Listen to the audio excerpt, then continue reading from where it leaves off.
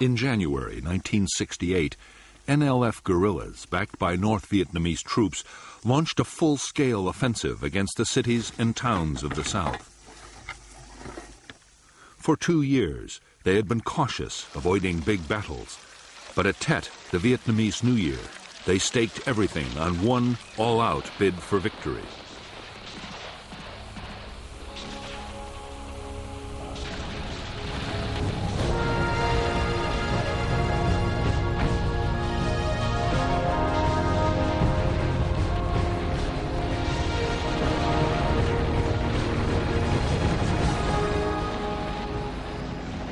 The Tet Offensive was one of the most stunning surprise attacks ever launched by an army. More than 80,000 guerrillas and North Vietnamese troops were thrown against the forces of the South Vietnamese government and their American allies.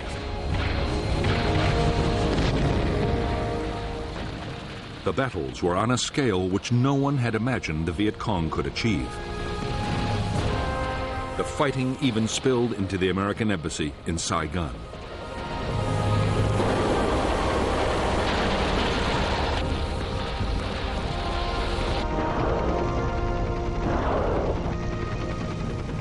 The Tet Offensive turned into a military catastrophe for the Viet Cong. In clashes of shocking violence, the guerrillas lost most of their best fighters. But in one of the greatest ironies in the history of war, the Viet Cong's military defeat turned into a political victory. It was a victory that would change the whole course of the war in Vietnam.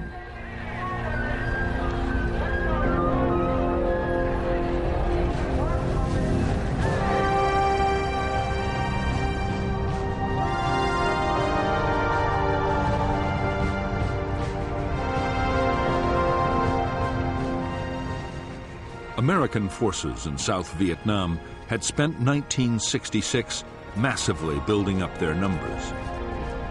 Men and supplies poured in. Bases, airfields, and port facilities were expanded at a frantic pace.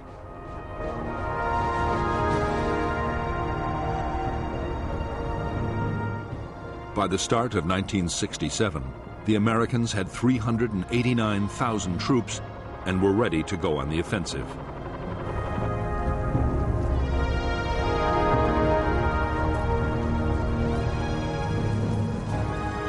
The American aim was to defeat the NVA and NLF force by now numbering nearly 128,000. For 7 years, the NLF had been fighting to overthrow the government of South Vietnam and reunite the South with the North.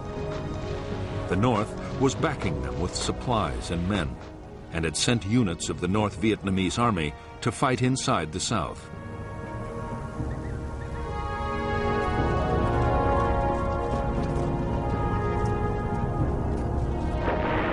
American commanders wanted to take on the enemy's big units, the battalions and regiments. If U.S. forces could destroy them faster than they could be replaced, the war would soon be over.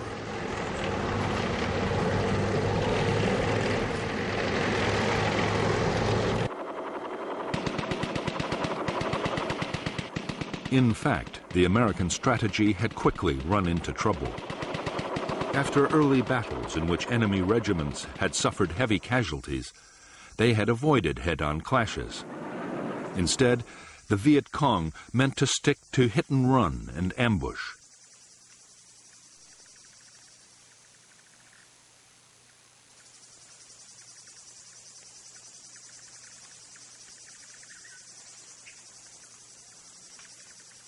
The Viet Cong's tactics caused American casualties to rise sharply. Instead of big battles, there were snipers, booby traps, and surprise attacks. The Americans grew increasingly frustrated as they mounted countless search and destroy operations, took casualties, and still failed to find important guerrilla units.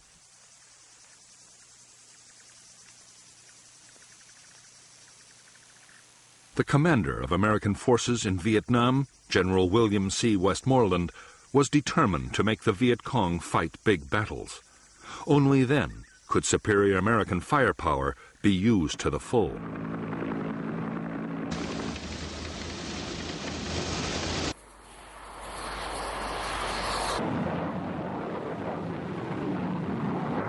One answer, Westmoreland believed, might be to attack in force into the Viet Cong's traditional base areas.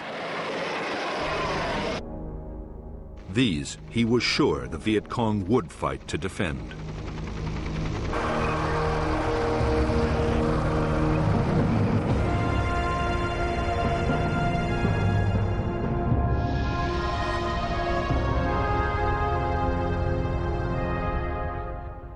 By 1967, there were strong American Marine forces based in the heavily populated coastal areas of northern South Vietnam.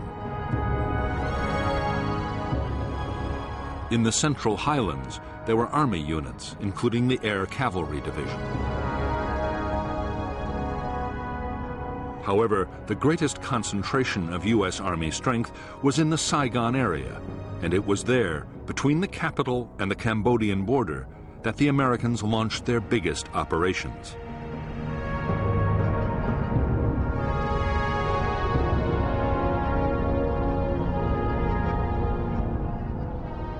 The Viet Cong base areas targeted by the Americans were the Iron Triangle, only 20 miles from the capital Saigon, and War Zone C, near the Cambodian border.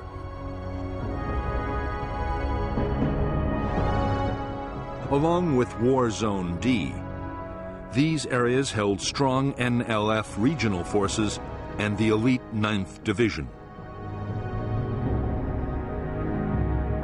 Supplied down the Ho Chi Minh Trail from North Vietnam, the bases were springboards for attacks in and around Saigon.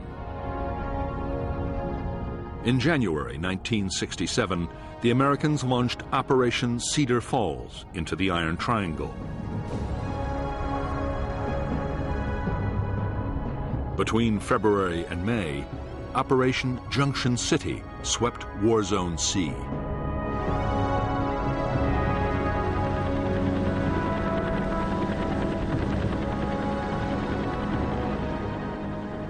In Cedar Falls and Junction City, up to 25,000 Americans and South Vietnamese Army troops swept through the NLF's base areas. There were hundreds of firefights and several major NLF attacks with assaults by thousands of guerrillas.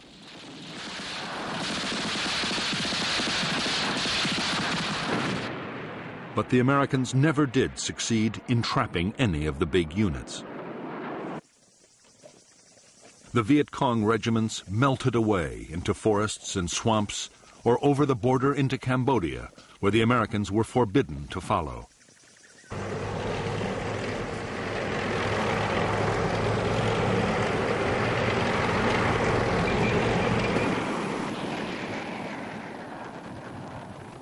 Even though U.S. commanders had failed to provoke the big battles they wanted, they were more optimistic than before. They had done massive damage to the Viet Cong's installations and had captured huge amounts of supplies. Cedar Falls and Junction City alone had killed nearly 3,000 guerrillas.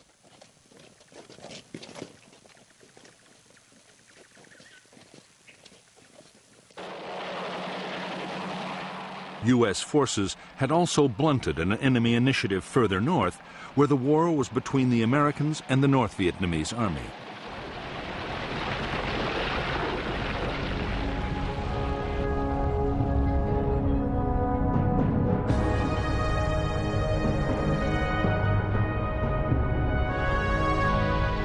North and South Vietnam were separated by a demilitarized zone, inside which troops were not supposed to operate. South of the zone, the American defense against the North Vietnamese Army was a string of fire bases. Khe Sanh, the Rock Pile, Camp Carroll, Cam Lo and Dong Ha along Route 9, and the newly built Can Tien and CHIều N.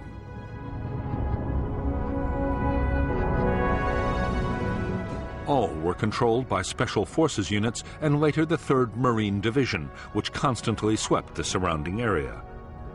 Between January and May 1967, 2 North Vietnamese divisions operating out of the DMZ launched heavy bombardments of these bases. Ground assaults at Can Tien and Khe Sanh were only driven off after massive aerial bombardments. Afterwards, the Marines continued to patrol aggressively.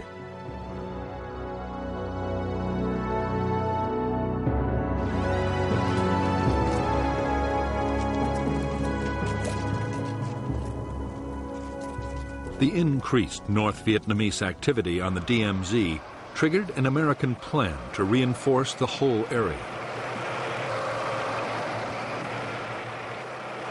More Marines were moved up, and Army units were redeployed from other parts of South Vietnam.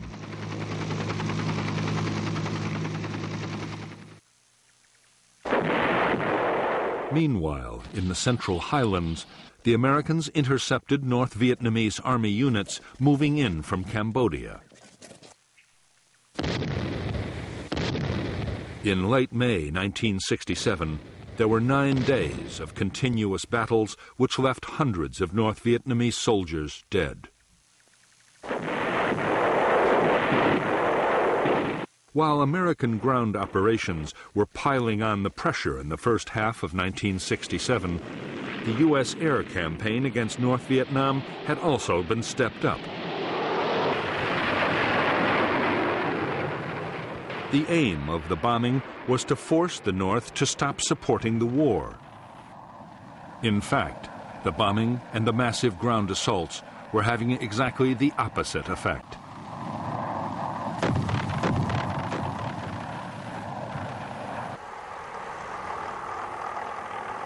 Far from giving up, North Vietnam was preparing to unleash the biggest offensive of the war so far.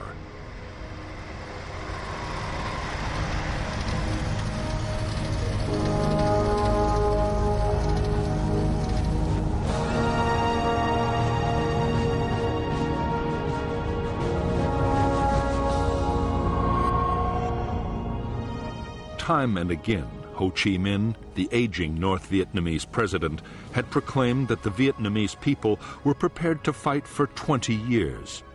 He insisted they would pay any price to reunite Vietnam and drive out the Americans.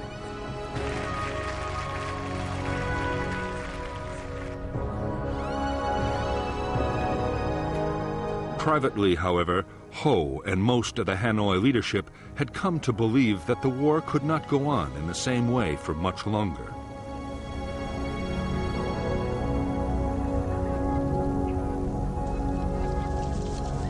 The problem was not just the casualty rate in the South, estimated by the Americans to be at least 5,000 troops dead every month. Such losses could be sustained for a long time yet. The biggest fear was that the safe base areas in Laos and Cambodia, or perhaps even in the north itself, might soon be invaded by the Americans.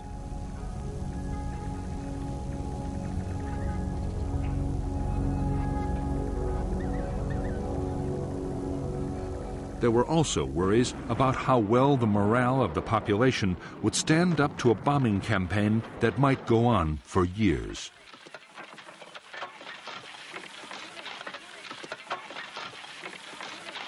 The North's leaders foresaw that they might have to negotiate with the Americans sooner or later.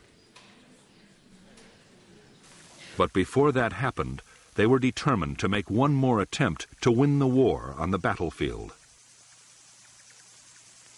In July 1967, the Politburo, led by Party First Secretary Lee Duan, proposed an all-out offensive in South Vietnam timed for early 1968.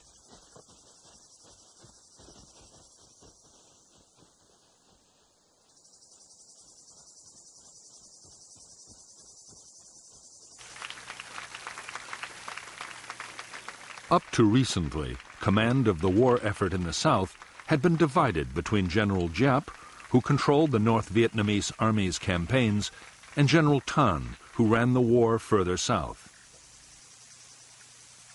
And there had been disagreement between them about the planned offensive.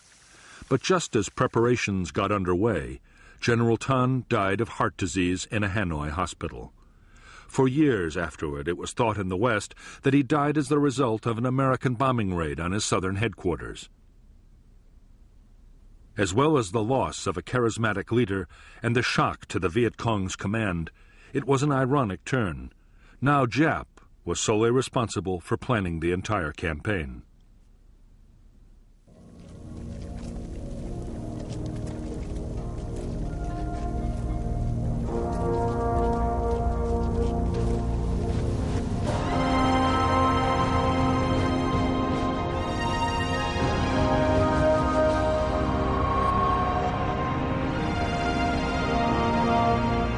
Since he had first dispatched combat troops to South Vietnam, the U.S. President Lyndon Baines Johnson had been determined to limit the war's impact on the American people. He had refused to call up the reserves and had never pushed for any formal declaration of war by Congress. Despite mounting casualties, the U.S. never officially declared war on Vietnam. Up to now, Johnson's approach had seemed to pay off. There was some anti-war feeling, but nothing so serious as to threaten the president's policy.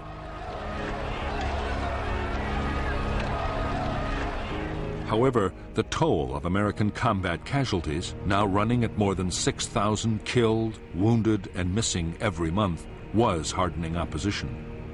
The draft call had been increased, yet so far no real attempt had been made to get the American public's support for the war or its aims.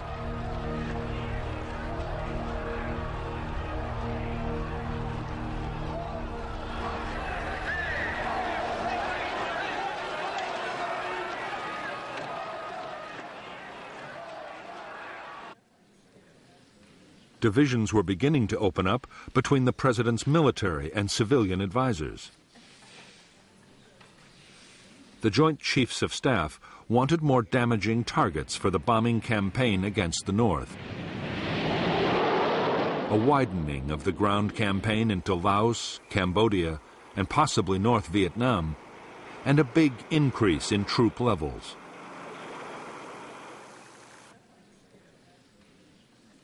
On the other hand, the Defense Secretary, Robert McNamara, strongly opposed escalating the war.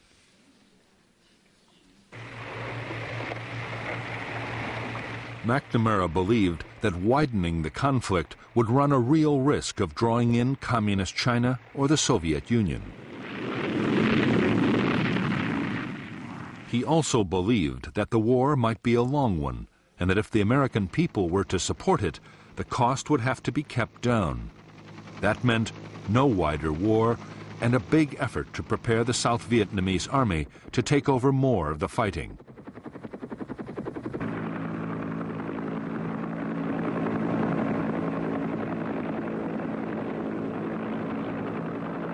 In the face of contradictory advice from his military and civilian advisors, President Johnson's reaction was to compromise.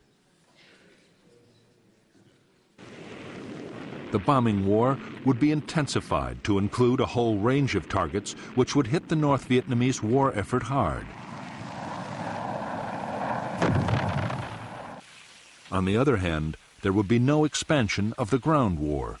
The army would get fewer than 50,000 extra men, and the reserves would not be called up.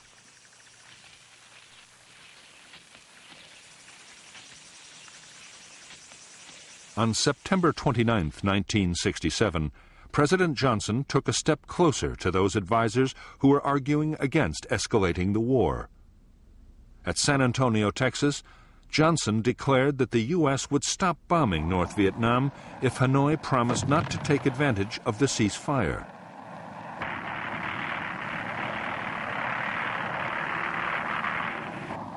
There was no response from Northern leaders.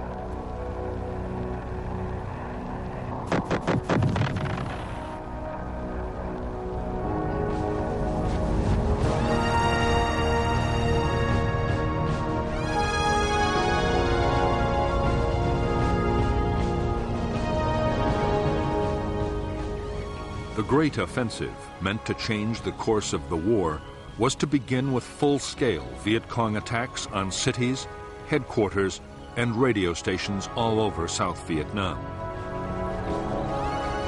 The shock of the offensive would cause the South Vietnamese army to collapse. Government troops would be encouraged to mutiny, and some might even be persuaded to turn their guns on the Americans.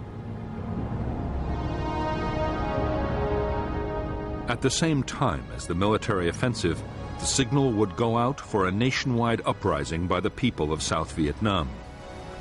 It would be led by the secret youth leagues and workers' groups already in place in the cities.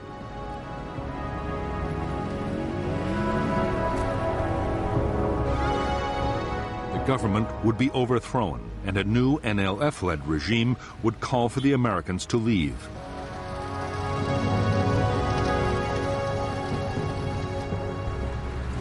NLF planners believed that with the world looking on, the Americans would have little alternative but to go.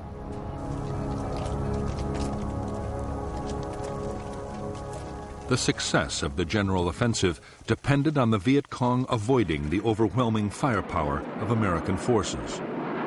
Fortunately, the cities and towns were garrisoned by the much less formidable South Vietnamese army.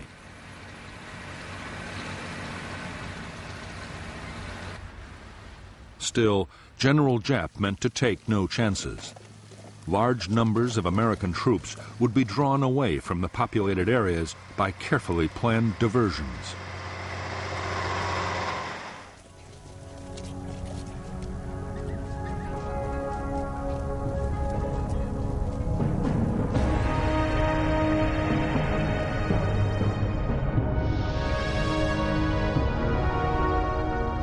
In the last months of 1967, the North Vietnamese army meant to attack government troops at Song Bay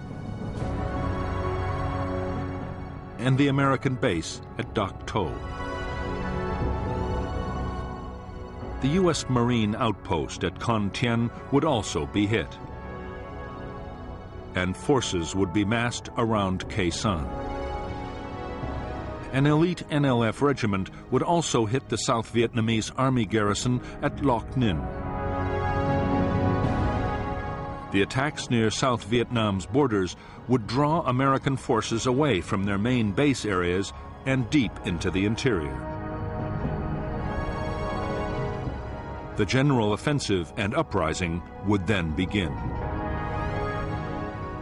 The Viet Cong would attack the national capital, Saigon, most of the country's 44 provincial capitals, and over 100 other towns. The last phase would happen at Khe Sanh. There, the NVA would win a major victory over the United States in a huge set-piece battle that would destroy the American will to carry on the war.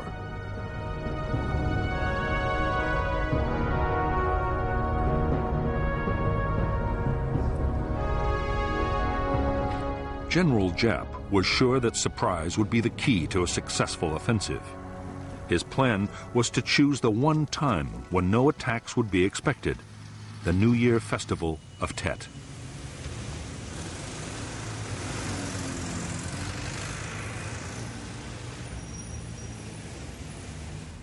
In previous years, an informal ceasefire over the holiday had seen vast numbers of South Vietnamese army troops on leave, celebrating with their families. Although an attack during Tet would be deeply offensive to much of the population, it would be certain to catch the enemy totally unprepared.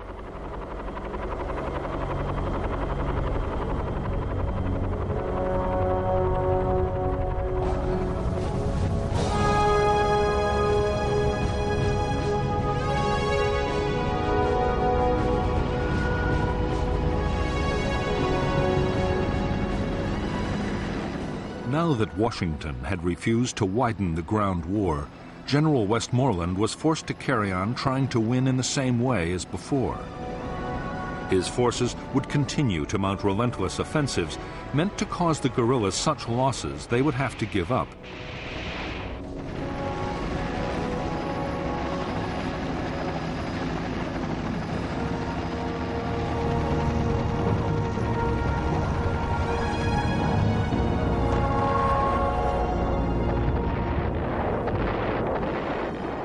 Meanwhile, there was another war to be fought too.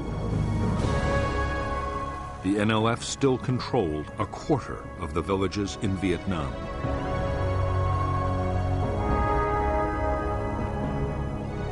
Attempts by the South Vietnamese government to get back control of the rural areas had been going on for years. Various pacification programs had tried to win the people's support and root out the NLF political organization. The campaign had failed dismally, in part because it was poorly coordinated with the American war in the field, and because successive Saigon regimes and the CIA had alienated the people with thousands of assassinations of suspected NLF sympathizers. It was also in this year that the Phoenix program of assassinations began. Washington was now insisting that the two efforts, pacification and the bigger war, had to be pulled together to make one grand strategy.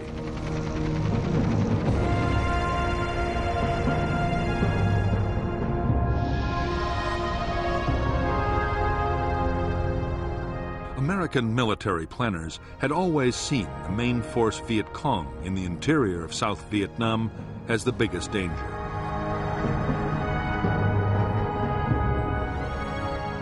They threatened the populated areas with attack, and the Americans believed they supplied men, food, and weapons to the local guerrilla units.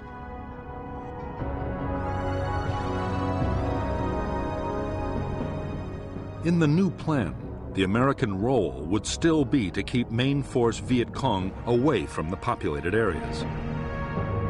However, there would now be more emphasis on what happened behind the American shield. The village guerrillas would be driven out by the South Vietnamese army and militia. Local security would be strengthened and pacified areas would spread out until they encompassed most of the populated regions of South Vietnam.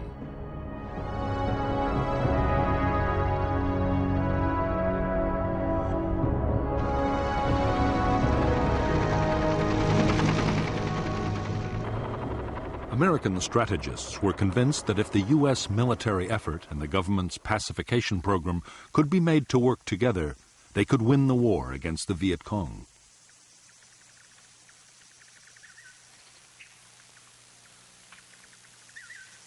To succeed, they would have to get the cooperation of sometimes skeptical military commanders.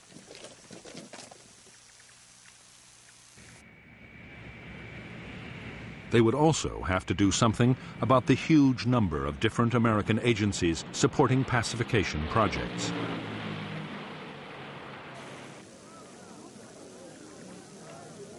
All American support for pacification and its multi-million-dollar budget was now placed under one man. Robert Comer was given the rank of ambassador, equal to a 4-star general, and made Westmoreland's deputy.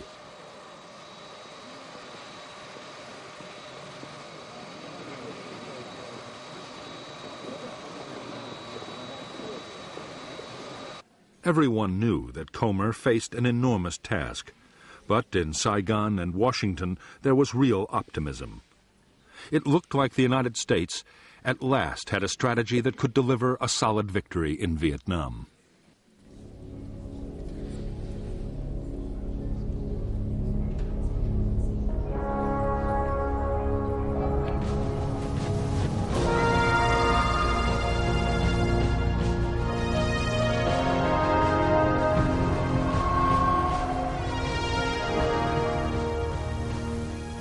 For the Tet Offensive, North Vietnamese leaders had decided to rely on Viet Cong guerrillas for most of the fighting, rather than the regular army.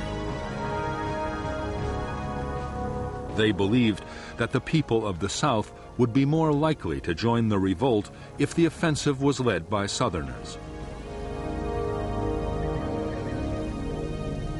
It would also reassure the NLF leadership inside the South, who had a real fear that their role in the war would be taken over by Hanoi.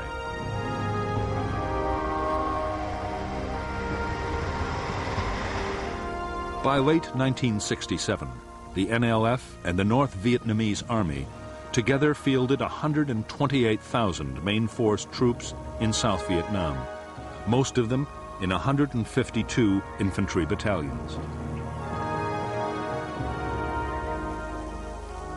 There were also hundreds of thousands of regional and local guerrillas, male and female, who would play a major part in the Tet Offensive.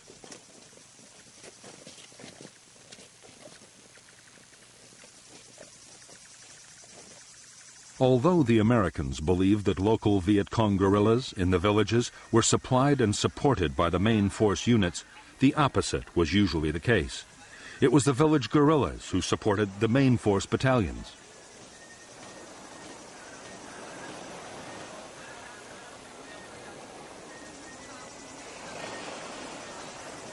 They collected rice taxes from the local farmers, built up supplies, and provided scouts and screening forces for the big units.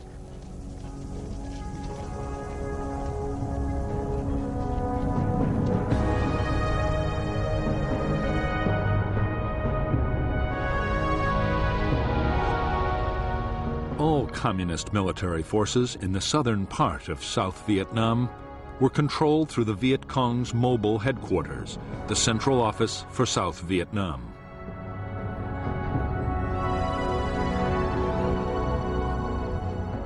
Operations further north were commanded from a North Vietnamese Army headquarters inside the demilitarized zone.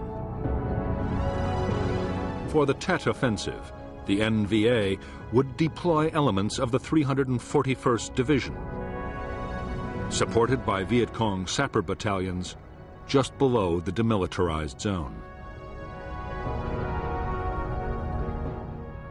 3 more divisions and a regiment would be deployed around the U.S. Marine base at Khe Sanh. Further south, 2 divisions, supported by Viet Cong sappers and artillery units, were spread out along the coast, and another was deployed in the Central Highlands.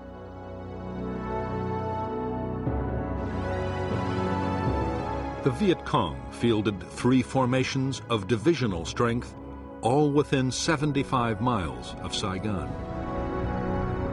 Countrywide, they also had 30 independent main force battalions and more than 60 regional and local battalions. Altogether, the equivalent of 10 divisions.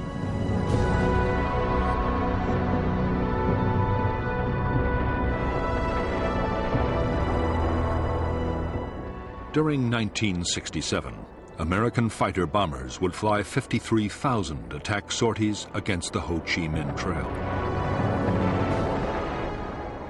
Their aim was to cut off the flow of forces and weapons from the north to the southern guerrillas.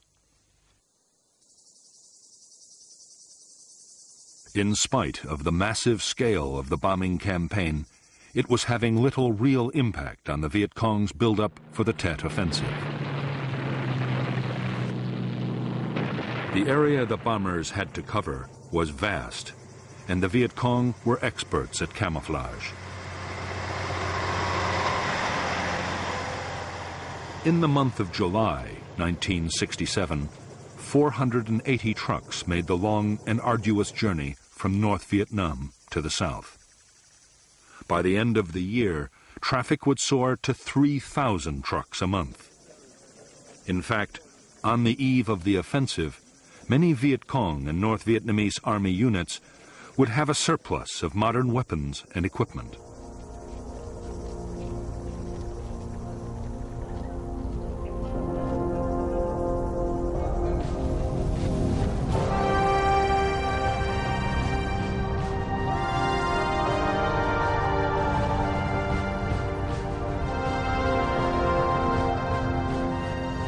The North Vietnamese Army and most Viet Cong guerrillas were well equipped with light infantry weapons, including the superb AK-47 Kalashnikov assault rifle.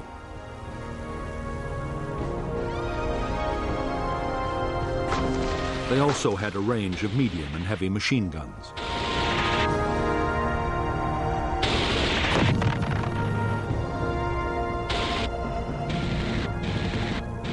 Because American aircraft were always on the prowl, almost everything had to be carried by porters, often at night.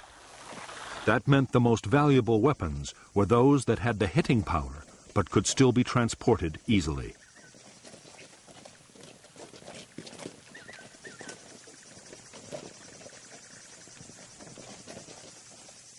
The Soviet-made rocket-propelled grenade launcher, the RPG-2, and its replacement, the RPG-7, were lightweight and highly effective against armor and bunkers. Designed to be fired by one man, the rocket had a range of more than 500 meters.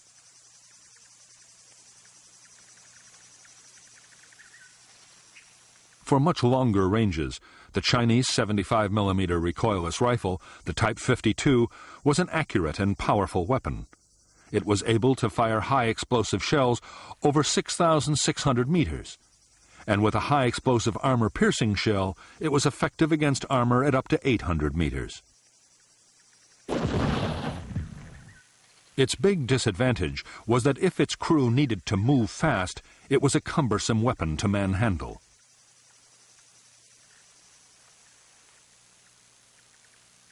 In the rugged terrain of South Vietnam, mortars were by far the most useful of all heavy weapons. The NLF and the North Vietnamese Army had thousands, and they were the perfect combination of hitting power, range, and portability.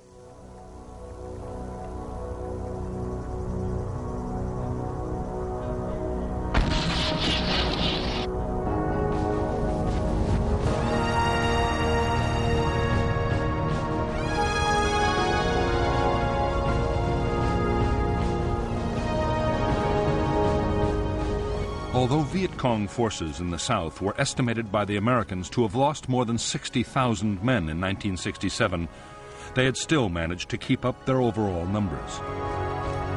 Thousands of North Vietnamese Army troops had been sent down the Ho Chi Minh Trail to join the guerrillas, and they now accounted for more than 1 in 5 Viet Cong.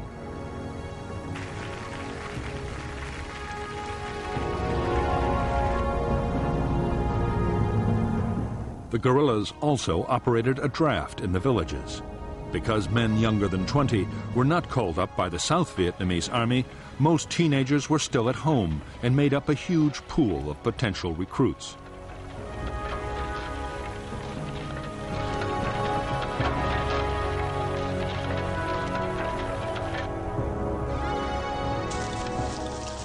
Local NLF guerrillas were given only a basic minimum of infantry training. Later on, though, if they were recruited to a main force unit, they could get up to a month of advanced instruction.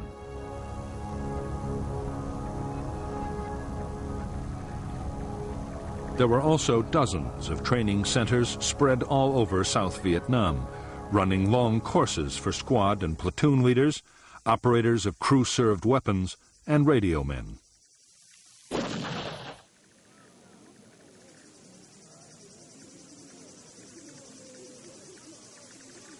To make sure the guerrillas understood what they were fighting for, all training courses included political instruction.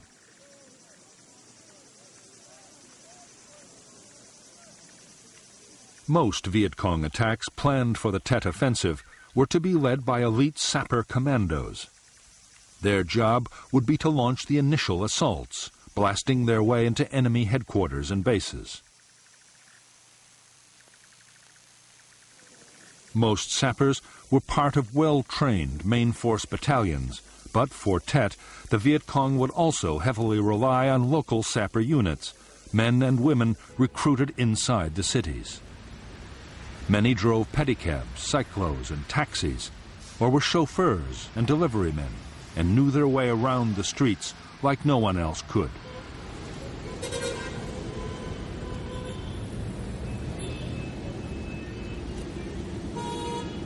During the year, as casualties had mounted under the intense pressure of the American onslaught, the morale of the Viet Cong had suffered badly.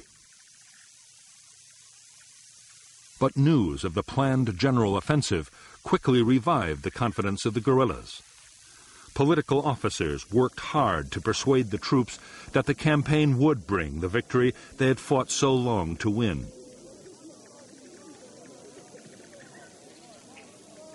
In the run-up to Tet, the rate of desertion from Viet Cong units fell away almost to nothing.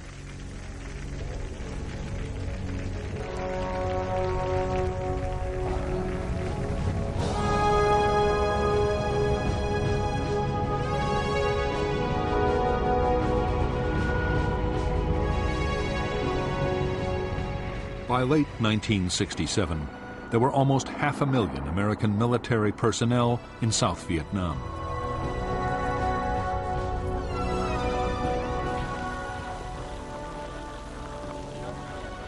Of these, only 1 in 7 were combat troops.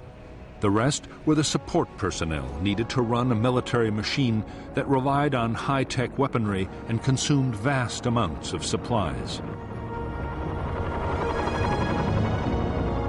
By now, American forces in Vietnam were expending 45,000 tons of ammunition and burning 60 million gallons of fuel every month. Almost everything came from the United States, and when it arrived in Vietnam, there was a massive problem of storage and distribution. Huge numbers of men were tied up just handling the supply traffic.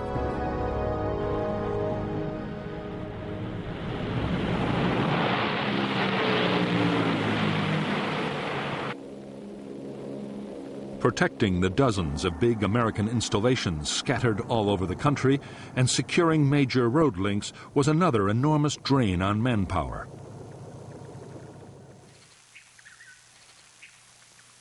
During 1967, the new American emphasis on pacification had led to more attention than ever being paid to improving the South Vietnamese armed forces.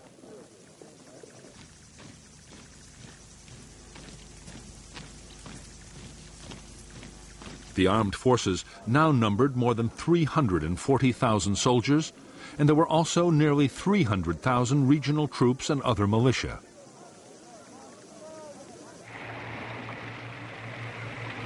The South Vietnamese also had a small navy for coastal and river patrols and an increasingly effective air force.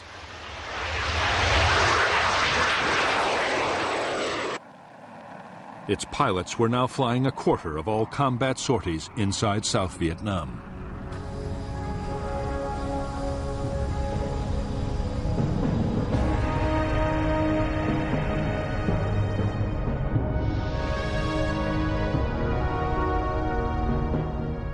The South Vietnamese Army had divided the country into 4 tactical zones, one for each Army Corps. The most northerly zones each deployed 2 divisions, while the zones further south each had 3. The South Vietnamese Air Force had 5 fighter squadrons and the Navy a force of coastal patrol boats. The Joint General Staff's reserve was an airborne division and 2 Marine brigades. For easy coordination, the American Military Assistance Command Vietnam had created a Marine amphibious force and 2 field forces to match 3 of the South Vietnamese Army's tactical zones. Altogether, the forces deployed 2 Marine and 7 Army divisions, 2 brigades, an armored cavalry regiment, and a special forces group. As well as the Americans, there were 2 Korean Army divisions and a Marine brigade, 3 Australian battalions, and contingents from New Zealand, the Philippines, and Thailand.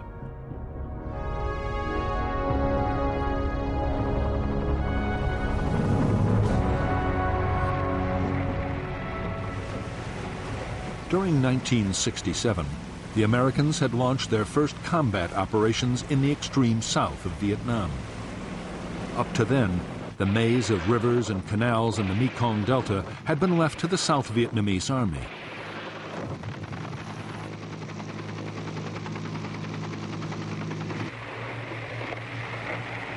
Now the mobile Riverine Force, a brigade of the U.S. 9th Division, had moved in to help fight the NLF for control of the richest rice-producing area in Vietnam.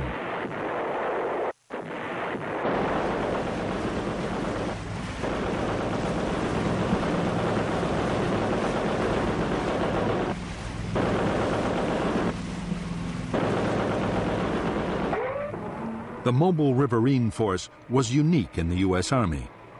Not since the American Civil War had the Army deployed a completely amphibious force.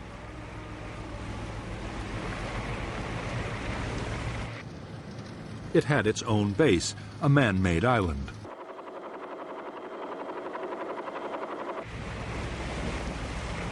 Navy boats carried the troops into action and provided escorts. Heavy firepower was carried by armored vessels named monitors after their Civil War forebears.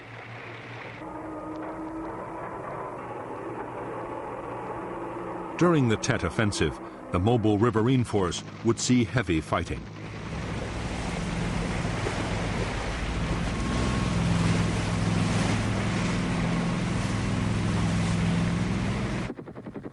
In the Mekong Delta and the other heavily populated parts of South Vietnam, the government army would bear the brunt of the Viet Cong's planned offensive. Some South Vietnamese formations, Ranger, Marine, and airborne units, and a handful of infantry divisions were professional, dedicated, and well led. They knew their battleground and their enemy.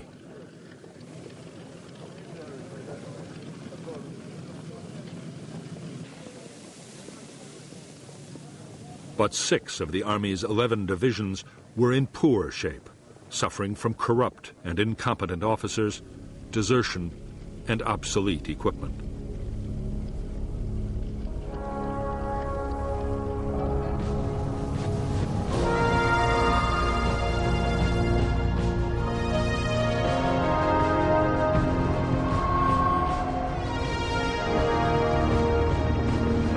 At the center of American military doctrine was the idea that troops should be maneuvered to fix the enemy in position so that firepower could be unleashed to destroy him.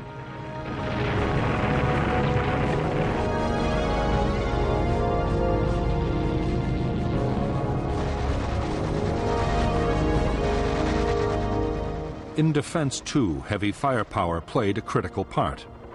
Every American infantry division in Vietnam could call on massive support from aircraft and sometimes from long-range artillery.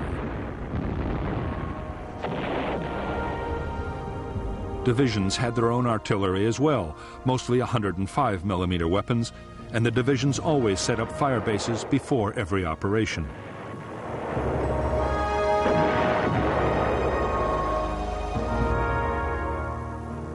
Each company also had its own mortars.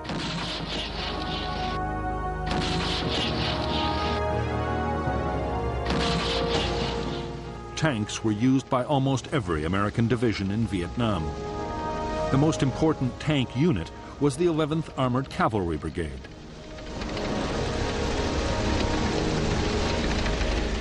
All of them used the M48, a 44-ton vehicle with a 90mm gun. In spite of early doubts about how tanks might fare in Vietnam, their firepower and armor were invaluable for securing roads and escorting convoys.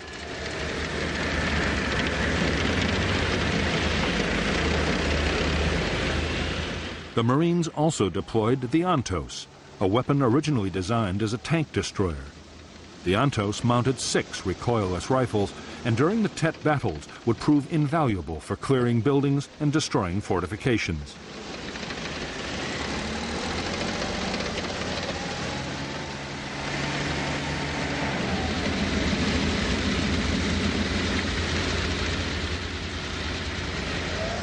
Of all the armored vehicles deployed in Vietnam, the most useful by far was the M113 Armored Fighting Vehicle, known to American troops as the Track.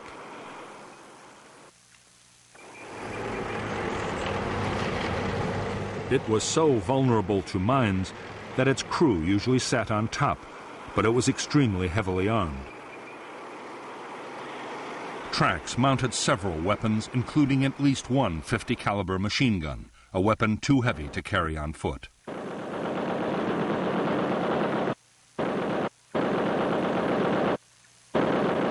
The 50 was incredibly destructive, able to cut a tree in half hundreds of yards away.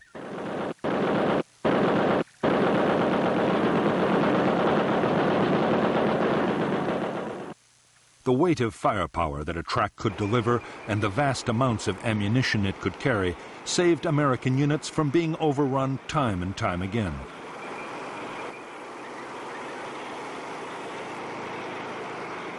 One weapon highly valued by the crews of armored vehicles and by foot soldiers was the M79 grenade launcher, called the Duper from its sound.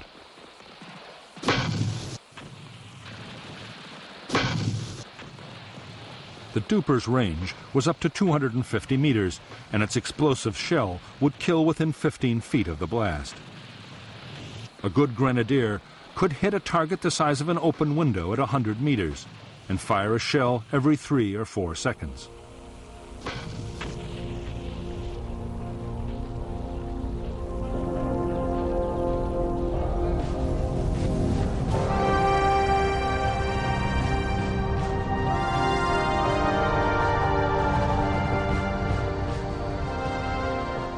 For the South Vietnamese conscript soldier, 1967 had begun to show some signs that army life might become bearable.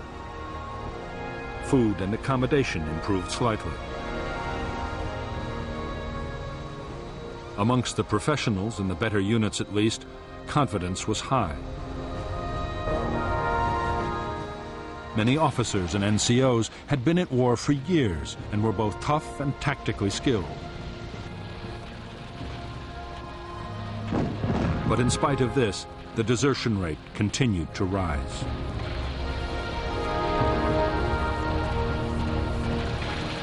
While the South Vietnamese conscript served 4 years, the United States Army had stuck to its policy of bringing soldiers home after one 13-month tour of duty. It was effective in preventing combat fatigue.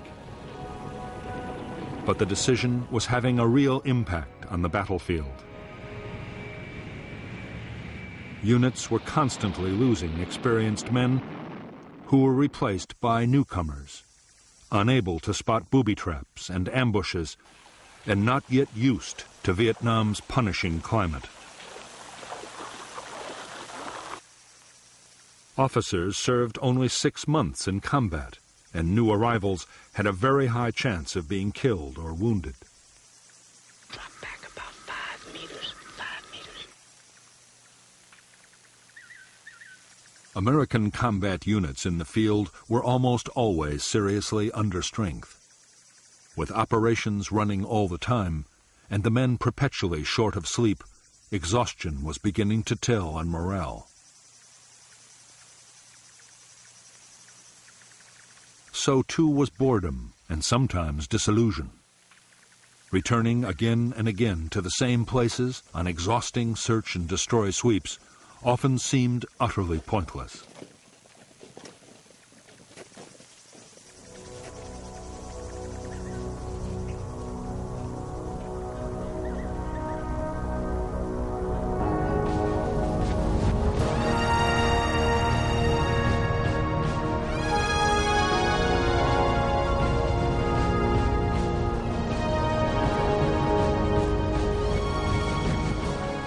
In the early autumn of 1967, as communist forces were building up for the Tet Offensive, the internal divisions that had plagued both sides throughout the war began to come to a head.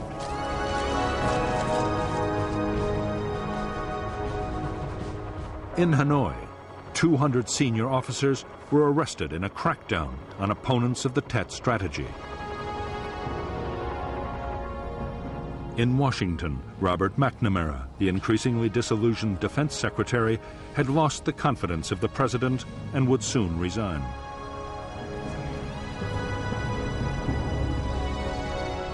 As for Johnson himself, he faced a presidential election late in 1968, and there was already opposition from within his own Democratic Party.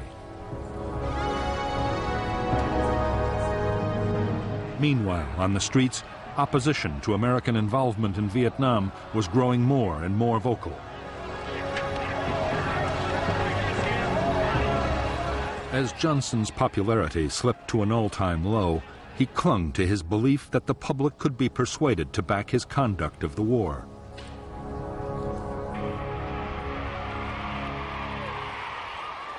he embarked on a huge public relations campaign in which Washington and Saigon pumped out masses of information, all supporting the line that the war was being won.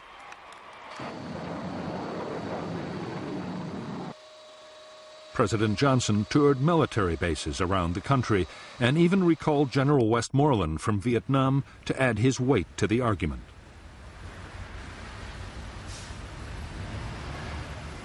Speaking to one influential gathering after another, Westmoreland assured his listeners that the end was almost in sight. What the general did not know was that halfway around the world, in the forests and mountains of South Vietnam, the first phase of the communist offensive had already begun.